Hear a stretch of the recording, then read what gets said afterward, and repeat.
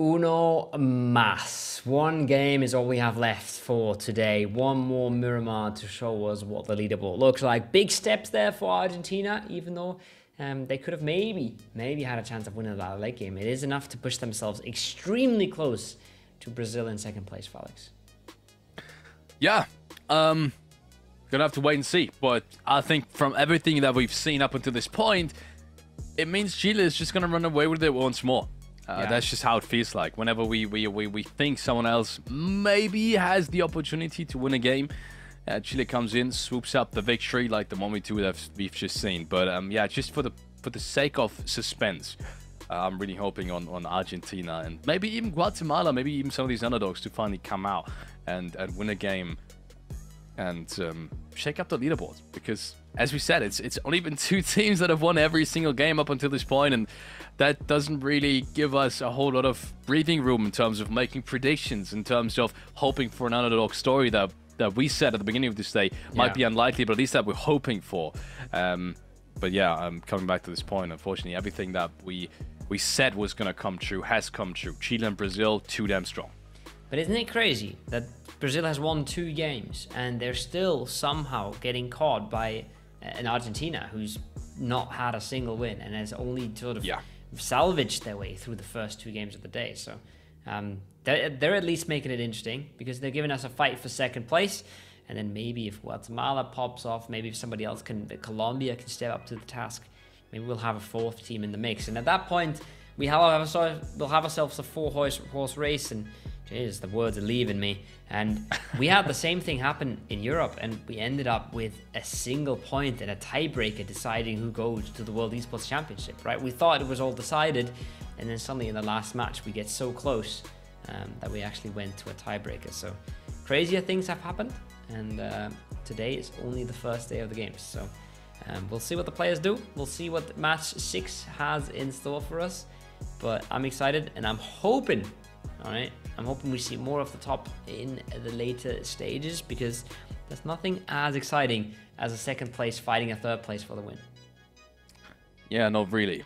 Especially if it's 2 experienced rosters like Chile, like Brazil, and obviously like Argentina as well that we throw into a mix in a lobby like this. It is countries competing after all, which is why we have some of these mixed teams in here, and especially with that background as well, it's even more surprising to me that Chile is performing the way they do. It feels like they are super structured when it comes to fighting. They're not doing any sort of mistake. And we do see mistakes, on the other hand, coming in from Brazil, right, in some of these fights, like the cube job. I know I've touched on this topic 5 times by now, but I keep on coming back to it because that's the one thing that's really just not really fit into that style of play today. But yeah, so far, Chile doesn't look like they're a mix at all. I would bet, actually, if these guys would stick together as a team like this and they'd be performing in PMSL, I'm pretty sure these guys will put up quite some numbers, quite some numbers there too, because yeah, fighting-wise, they seem to be incredibly on point at the moment. We will be heading into the very last game of today just very shortly. Kovo, last prediction. Is anything going to change? Will we see Argentina maybe finally picking up a win now? Argentina is 2 points behind Brazil, and they're not going to overtake them this game. Brazil is going to have another decent game, and they are going to stay in second place for the rest of the day. That's a bold prediction. And we'll have a Valdemar hard drop. Bold prediction as well. That is a bold prediction. These are 2 bold predictions. A Valdemar hard drop is what you're saying. Yeah, I mean, that one I kind of saw on the map, okay? That one's not as bold, but I think Brazil has it. I think Brazil has been more consistent throughout the day. Consistency is a weird thing to argue about. Maybe not more consistent, but just more convincing in the way they've gathered their points, and what looks to me like a more reproducible way of getting points. Brazil has impressed with macro, Chile has impressed with fights, and Argentina has impressed with crazy ways of getting points. So I think the most consistent way there is Chile and Brazil, and I think that might be what materializes here in game number 6. We're going to figure out whether or not that is about to come true in the next couple of minutes, as we have the next phase. Well, everything is going to start pop up on our screens, and it's relatively centralized. No one really at a big disadvantage. I'm guessing we could say United States and Guatemala and Los Leones will have the longest path. Add that to the contest that they're having. and it might be a fairly difficult early game for them. But by the way they're splitting this, I'm not worried either, to be honest. Shouldn't really turn out to be a fight, and I'm hoping it's not gonna. Might be because a quick Guatemala. Might be a quick kill somewhere there. I think some other players are in pretty close proximity. It's not a full-on fight, I agree. But I can see one of the teams losing a player here or there. I hope it's not going to happen. Yeah, we all do. I want to see these two teams, especially United States. They've shown us promise now in the early game. They've never lost a player in the last 2-3 games. But instead, it's going to be Brazil. Wow, what a turnaround. Wow, it is Trent picking up a frag against Brazil out of all the teams. That is nuts. And Brazil somehow finding themselves in this weird spot inside this little compound. And he must have gone for a vehicle and just not found it, because there's no other way around it. I don't think he was supposed to be there. No. But yeah, either way, Suriname's going to pick him up. That's disastrous for Brazil. Once again, that you said, I mean, it was your prediction actually. 2 points difference. Now them being one man down, I think it looks all the more likely that Argentina's going to overtake them.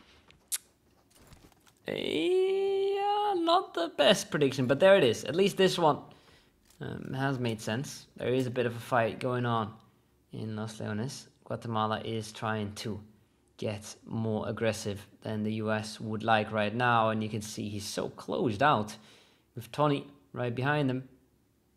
Maybe not having a very long-range weapon, but having a pretty good angle and a pretty good idea of where these players are. He doesn't need a long-range weapon. He just hits the prone with the Uzi, and he does put him down. First one goes the way of Guatemala. They're looking for more now. Chills is on the fire, but Tony has been traded out. Kidu from the side has an actual AR. We'll find some more long-range shots, and we'll trade this out to make it messy for both teams.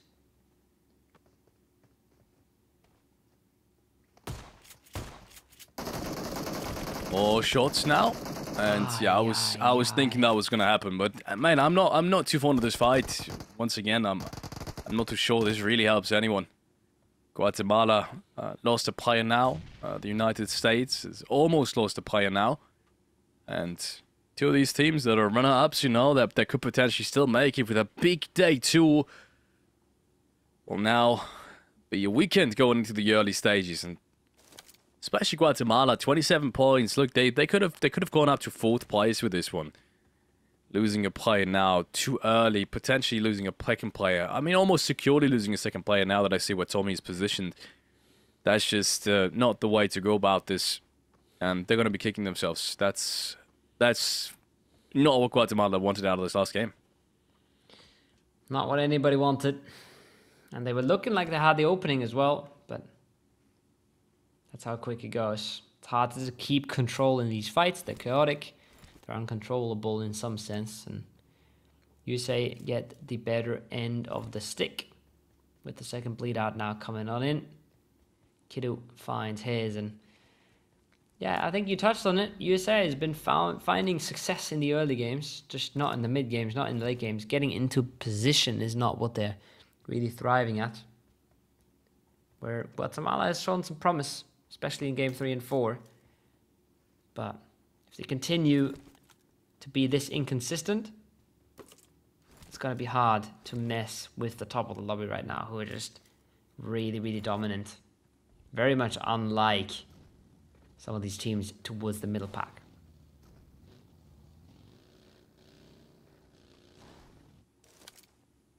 This phase is going to make it tough for anyone not grabbing an early spot, I think, depending on where it ends, obviously. But we've only seen very limited endings on these northwestern types of circles.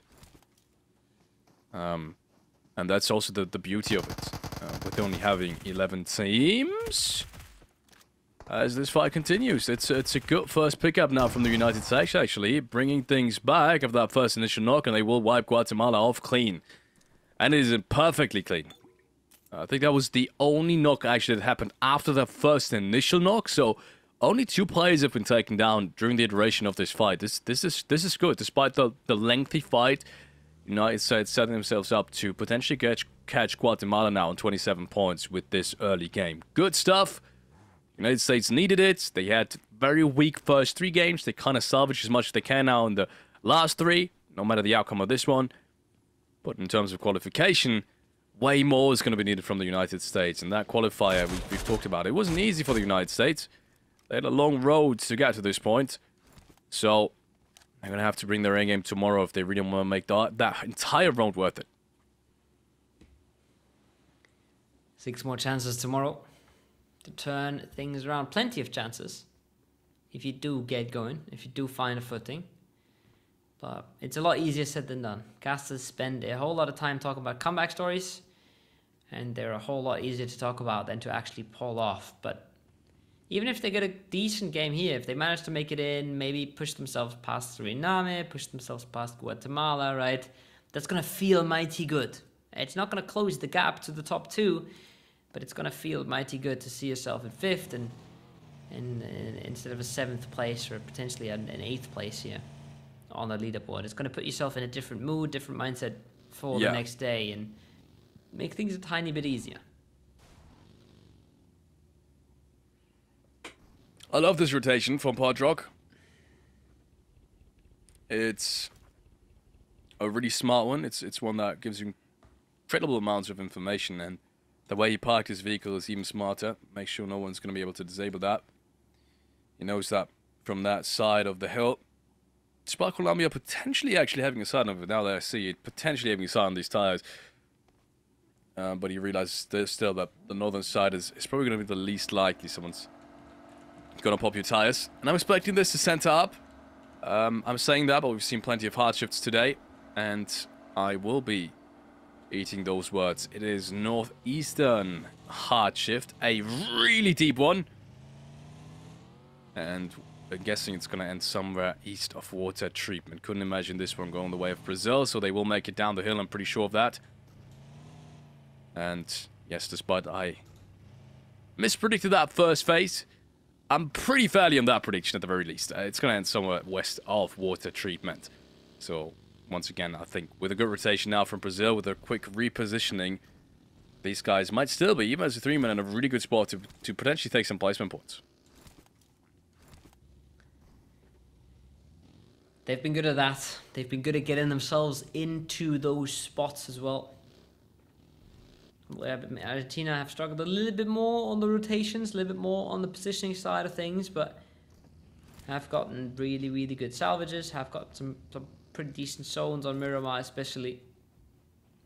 They've got to make him count. They can't miss any more opportunities, and Brazil flopping so early, losing a member so early, is an opportunity for Argentina. Octi caught in the open, almost flushed already, is an absolute disaster though. They need to get him smoked, and they need to get him back on his feet ASAP. This is not a player you can lose in a compound like this. Yeah. I have to wait and see if Argentina up there as well, to kind of get back to your point, is going to have enough control to catch Brazil. Now I'm not so sure anymore, because I think Argentina, with their position right now, is going to have to fight sooner or later. And if they do that outside the top 8 and Brazil continues to survive, they might still have a difficult game. And that means 2 points. Might be harder to secure than elsewhere, but yeah, it depends on how many teams are going to be coming anywhere near Argentina. Ecuador, meanwhile, has some troubles on that eastern side. Kind of rotated a little bit too close to the Dominican Republic. And half of them, I think, made it inside. The rest of them are still fighting in the blue zone. And 80s is one of them. He will be picked up by Papi Zhao, the biggest fragger for the Dominican Republic up until match number 6. A quick and easy frag to be picked up. And one that, well, plenty of other teams do need as well.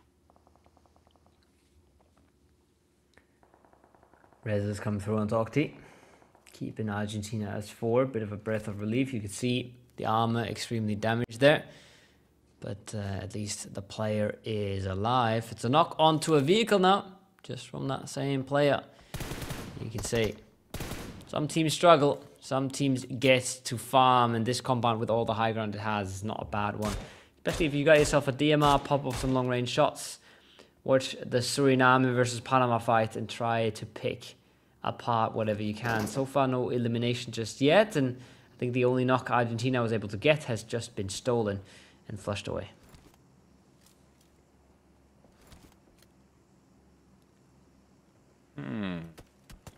I'm still betting on who's really got the best chance of winning this game. I think it's really tough to tell at this point.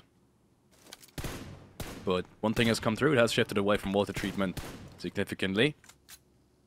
So that open field western ending in the valley becomes all the more likely. And I think Argentina is setting themselves up for it. You can tell. These types of circles almost never shift back to St. Martin or water treatment. I don't think we've seen a water treatment ending in what feels like forever. So I think especially Chile now with taking the top spot up on the hill, at least secures them a lot of kill potential. And judging by how many teams are still out on the edge, and especially towards the southern side, it's probably going to secure them placement points as well. I've thought about this. The one team that hasn't really gone as deep as I would have liked them to go is Brazil. And that's especially surprising since they're a 3-man, right? If you lose a player early, you kind of tend to go for more centralized spot to kind of make up for it and to kind of, you know, force your luck a little bit. But they really haven't gone for that at all. One thing I would love to see from Brazil is be a little bit more versatile in the strats that they're using. They are very slow. They are slow and controlled. They never speed it up. They never take any crazy risks. But like you said, if you're a 2-man, why not take a little bit more risk? Maybe just pre-drive a little bit. Send it into phase 2 as phase 3 pops. Go for a nice early spot if the circle comes your way. But they're taking it slow. They're letting people rotate past them a little bit, but they're still getting into decent spots as we see Chile on the other side of things, picking up frags from a distance, picking up knocks from a distance into Suriname, making this fight a little bit more complicated than it just was. Evil Winter, though, comes around, picks up one for Panama. Much needed points for the squad, as they haven't had a ton of success so far today.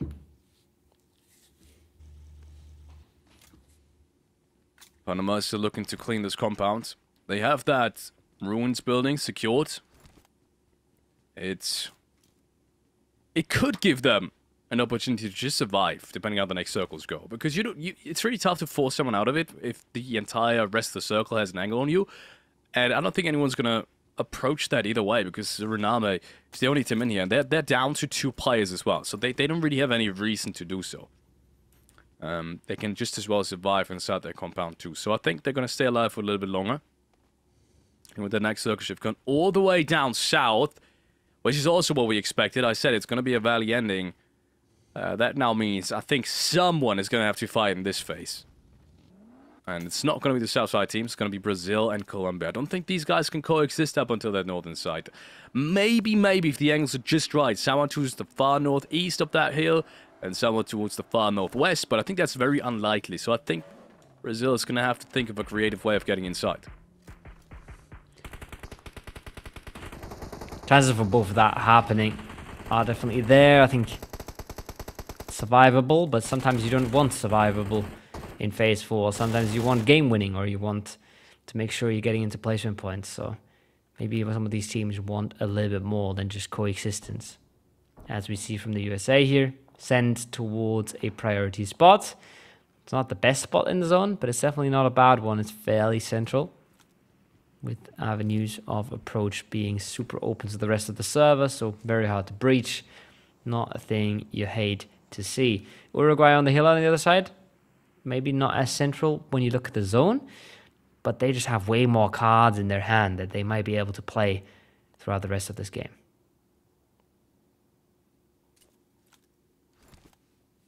Panama still looking to find any kind of opening. I think that's what they're just going to do, right? Look for an opening, maybe act on it, but even acting on it is going to be tough. Because as I said, the rest of the circle, especially Chile, could have an angle on this. So I'm saying that, but look, Chile has rotated out of it. That's crazy. Chile is splitting that entire northwest side. The question is, do they know it's Brazil over there? Because if so, it would make even less sense, right? You kind of want to hinder everyone else of grabbing the top 2 spots, but not necessarily a direct competitor inside of it. But it looks like they want to keep out the team towards the northwest. On the other hand, it would make sense because they know Brazil is down 1 player, and Chile really isn't.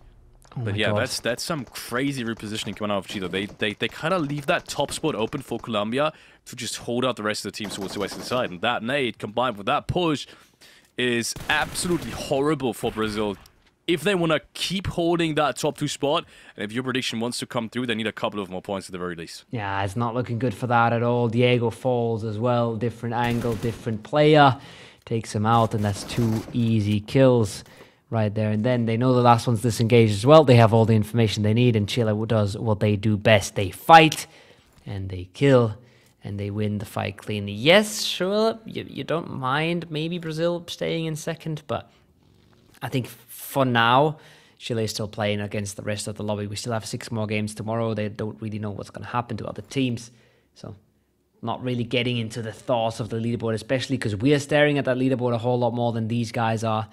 It's easy to get caught up in it. But I do believe that they are just playing for themselves at the moment. The catch-up teams, though, the runner-ups that we're hoping can make a point towards the leaderboard, they're killing each other right now. It's the United States versus Uruguay at the moment, and that's a big, big breach coming on out. There's a lot of knocks traded, and it's not going clean for any of them. No, it's really not. United States has to bring things back. No one's flashed up until this point. But that nade might be trouble for Chills. He somehow jumps out of it. This is good movement coming up from Chills, but it needs more. It needs a frag. It needs a response. Otherwise, United States is going to be in all sorts of trouble, as only 1 knock has been taken against Uruguay so far. And he's being revived any second now, too. But the United States has not done nothing. They've revived as well on the other side. So it's back to a 3-on-3, potentially 3-on-4 in a second. And no one's really able to make a move. There's been some shots towards Yeti now. Yeti has actually been knocked from the outside. This is perfect. United States, they might find a second knock. United States looking to turn this around. Mustafa has been knocked though, but I think that's the only frag really going the way of Uruguay. Is they're being continuously third-party from the outside, but they still do it. Joe Bacco, what a performance! And Mystic as well from the outside, helping the cause of Uruguay. But Joaco, I think with 2, maybe even 3 frags in that entire fight, closing that deal against United States. What a performance from Uruguay. But there's still so much ahead of them if they want to have a big round. There's a lot ahead of them, and they'll only be able to get one of the reses now. They'll only get themselves up to 3 players. They have lost 1, but that is well worth it when you look at what position they just took away from the USA, right? A 4-man holding that down and losing on the breach. Rare sight, but well played by the Uruguayan squad. And a welcome point for Argentina as well. I think that's just a steal coming out of the hilltop. Just stealing one of the flushes away. It's something Argentina loves to say.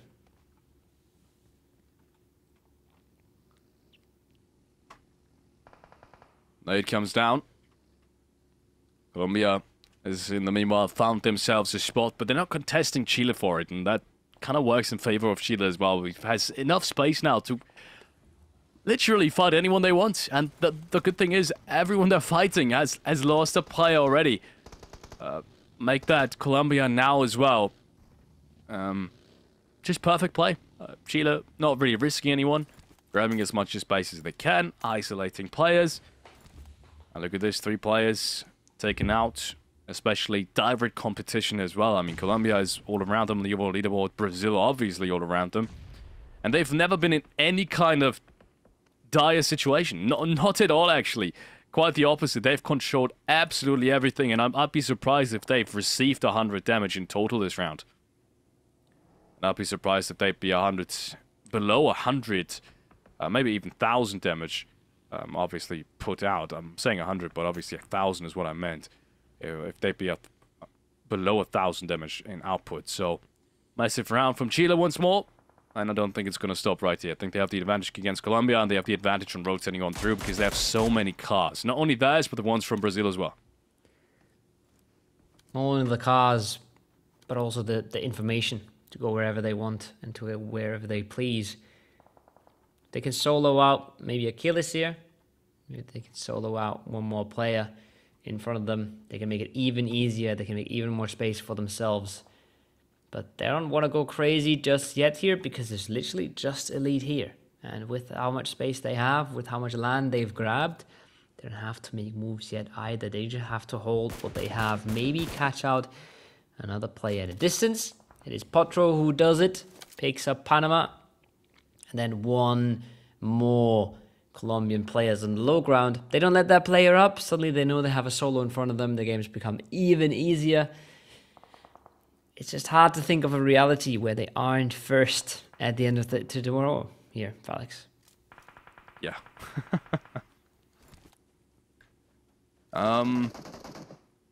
Yes, good survival options. I'm not gonna lie, there's good survival options for Brazil. And I think with the way the rest of the teams are positioned, especially Colombia, I think that there's probably gonna be arguments that they should be taking top 3, top 4 here at the very least. But it's still a long way to go, and they have players all around them. As Chile is looking to clean up these Colombian plays. That first save was perfect against the Killers, but he's somehow still standing. I think him proning in that instance saved him his life.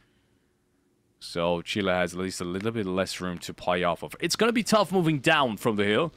That's the one part that speaks for everyone else that's not on top of the hillside. So everyone outside of Chile and Colombia. But Chile and Colombia has also been some of the most, I guess, frag-heavy teams and some of the strongest teams in fighting. So that in turn speaks for them once more. So it might be kind of an equalized situation at this point. No one really being into a massive, massive advantage. Obviously, Uruguayan argument can be made that if they defend this and if they are, you know, strong as a 3-man down there, if they're not letting themselves get breached, that they should be running away with this game, but we still have 3 more phases left, so, in my opinion, a little bit too early to tell. A bit early to tell. It depends on what happens here. It depends on what happens to all this space being controlled. Colombia, we said, Molina, he still has to make a move, and there's going to be a team on top that doesn't want that to happen. It's Chile letting fire rain down from above. On the other side of things, though, Dominican Republic has pulled up very close to some of these Chilean players, pushing a little bit of space back and taking a little bit of ground away from them, making at least the angles a little bit more one-sided, a little bit less oppressive for the rest of the lobby.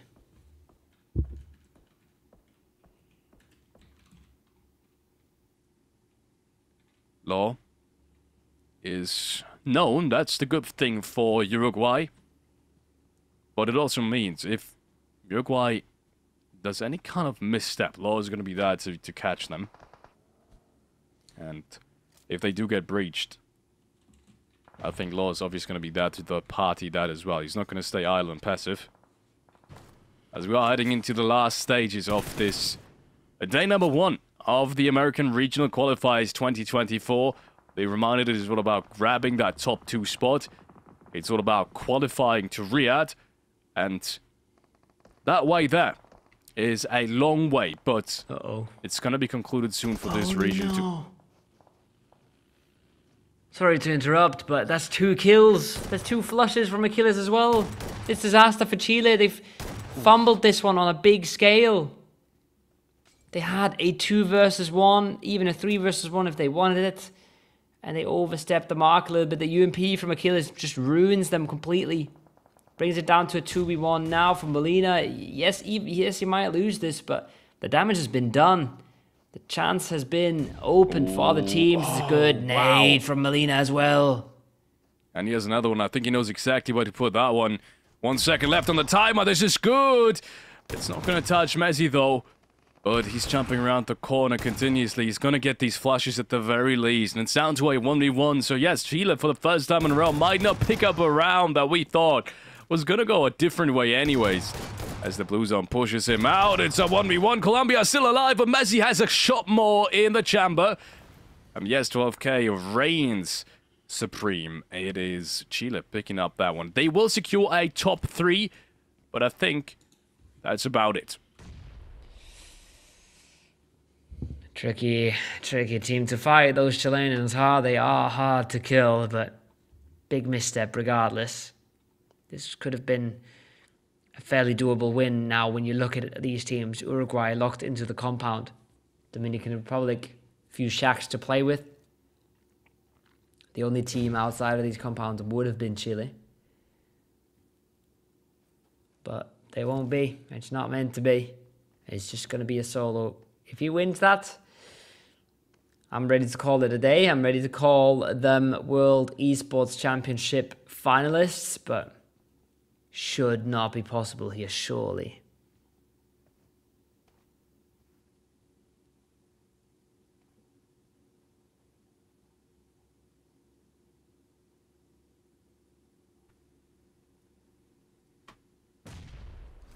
quiet before the storm. 3 seconds before phase 8 comes in. Centers up, eliminates Chile. He's going to have to creep and crawl his way forward here if he wants to make it in. But the teams in the compound, don't see them doing a whole lot here. No, not really. Unfortunately, it's going to be down to phase 9, and I've seen this ending. I mean, I called it phase 3. It's a valley ending, but this close to the compound is something that's unusual even to me. So for Uruguay to have this good of a position, and it's starting with losing a player as well, is once again a big surprise. Navi has been taken down. That's also a big part of this roster. So even more surprising that in a round like this, they made it this far. Good in Uruguay. Siete, as you called him. A little bit more beautiful in that pronunciation. I can't really say it that way, the way that you do. But Siete is going to have to bring things back for his team. I feel like he's the second player to watch on that roster. But yeah, Navi's, it's going to leave a mark not having him in this one.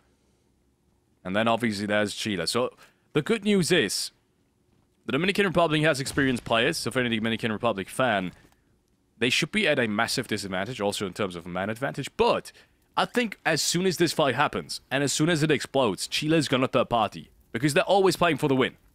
They always are.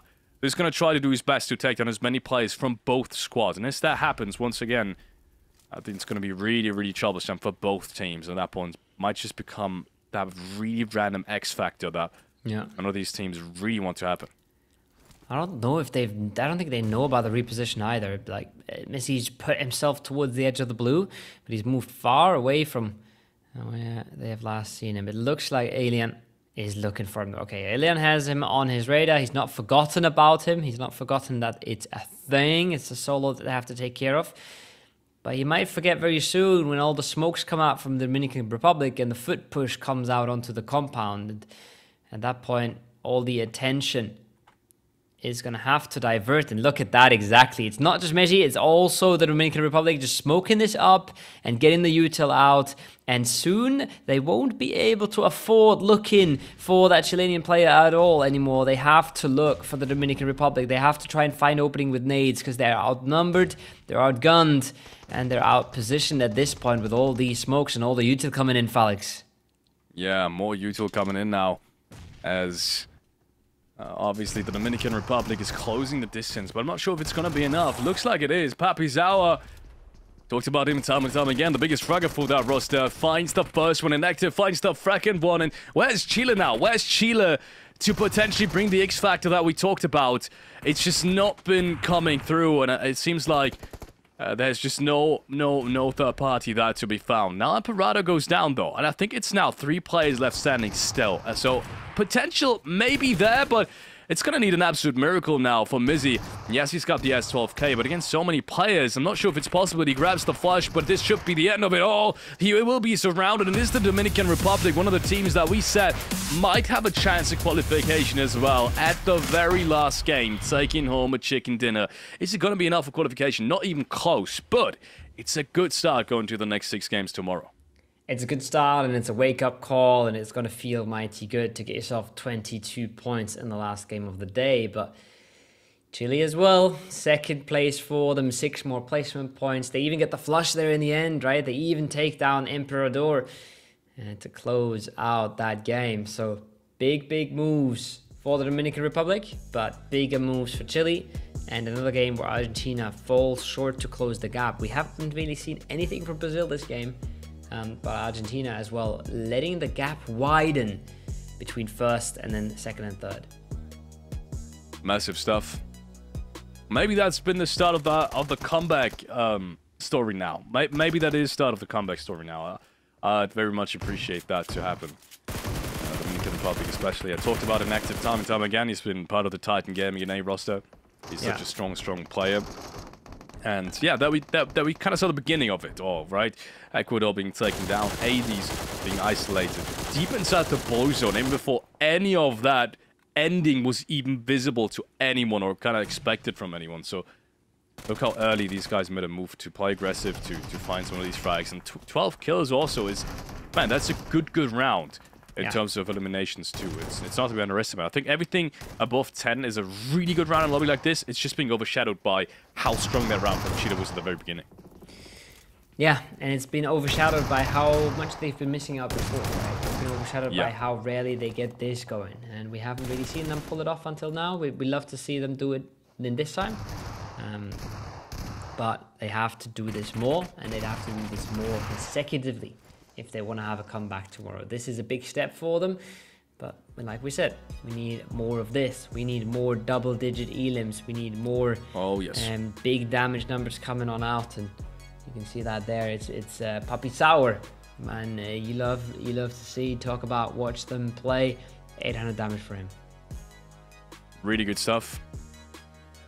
Really good stuff coming out from all these players. It's very equalized in terms of who picked up how many elimination points.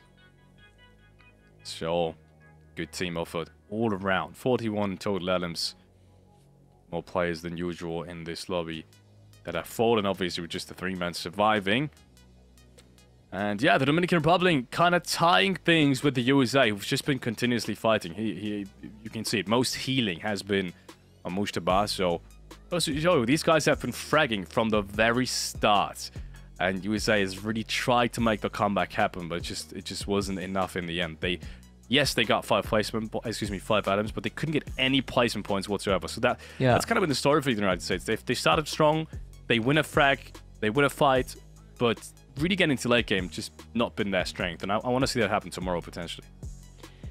Would love to see more of this. Would love to see more different winners as the Dominican Republic kind of rose themselves in there with Chile and Brazil. 2 bad games for Brazil is a big shakeup for the leaderboard as well, Felix. Yes, Argentina didn't get much going, but Argentina has put themselves into second here by passing Brazil, right? So would love to see more stirrups on the leaderboard. Would love to see more things going a bit crazy.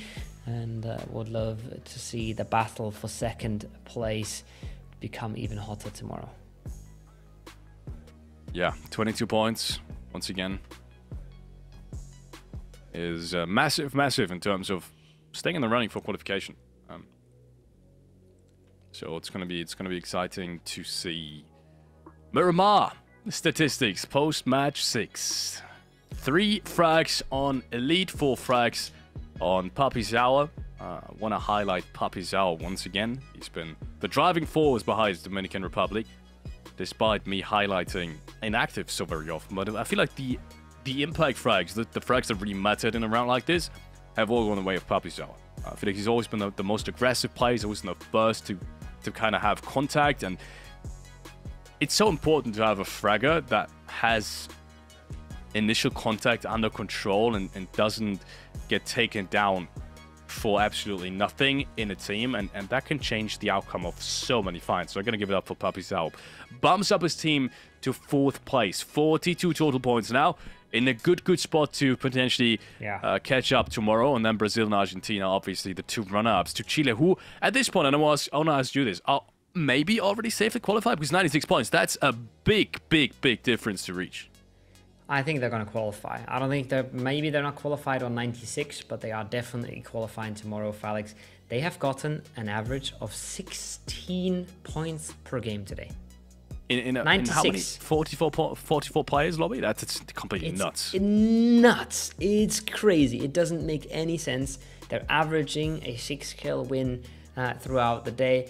Absolutely crazy stuff from them. I think a 60-point day is really good. A 16-point day per game is mental. Wow. That's not something you ever see. And even though the last game MVP is Puppy Sour, the MVP of today is Chile, and they've just been absolutely crazy with what they've been getting away with today. Yeah, Chile definitely the MVP. I'm not even sure if I can pinpoint a specific player out of that squad either. I think it's been everyone stepping up. None of these guys have really done any big individual mistakes. Quite the opposite. They've turned around a situation they had no business being in the first place. Yeah. And second look at these top performances. It's no surprise that out of all the players, they did actually Miluven being at the very top of it. 19 alums, Messi back there with 17. Milovan with an interesting story as well. He literally just exited that roster from Brazil, right? That Influence Rage roster at the start of July, I believe it was. So start of last month, 3rd of July, actually. I think I have that date at the top of my head. That's when he exited that roster. And his entire squad that he left is now below him in a non-qualification spot while he plays with a mixed team for Chile. That's a nut story to begin with. Yeah. And I think we're going to unpack that tomorrow when we get into this last 6 games. But it's been a day. I didn't think it was going to be that interesting. 11 teams always kind of risky in terms of finding enough action, finding enough, non-favorites to play a part in this. But I think Argentina and especially also now Dominican Republic has done that perfectly. 100%, and the favorites are not clear, and Argentina was not on our cards. I said I want them to do well, but I didn't expect them to do this well, and they definitely have. I didn't either today, and it's going to be a close day tomorrow. It's a super close race for second, and there's a lot more teams that have a say in this potentially as we play 6 more games tomorrow, same time, same place. So yeah, it's been a pleasure today. Thanks for having us. It's been a pleasure being here with you, Felix, today.